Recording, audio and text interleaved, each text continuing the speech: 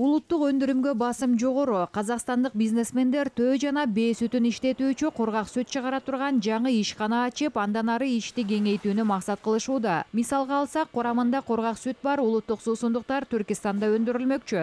Завод күз айларында ишке берилет. Ал эми 5 айында толук кубаттуу өндүрүшкө өтөт. Заводдо күнүнө 100 тонна төө сүтү кабыл алынып, андан кургак сүт чыгарылат. Долбоордун инвестициялык баасы 7,5 миллиард теңгени түзөт. Даяр өнүм чет өлкөлөргө дагы чыгарылат.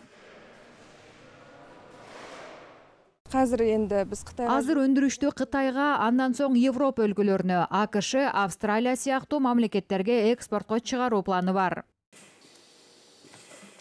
Казак элинин тамак түрлөрүн ири өндүрүшкө өткөрүүнү каалаган ишкерлер Казактын улуттук тамактары мамлекеттик брендке айлана аларына ишенишет. Экологиялык таза, табигый баалуулуктары сакталган, ден соолукка пайдалуу өндүрүштөргө ар убакта суроо талап бар. Бир нөөмөттө 2 тонна быштак өндүрүлүп жаткан Павлодардын сүт иштетүү заводунун жетишкендиктери буга далил. Мы делаем курт с тмином.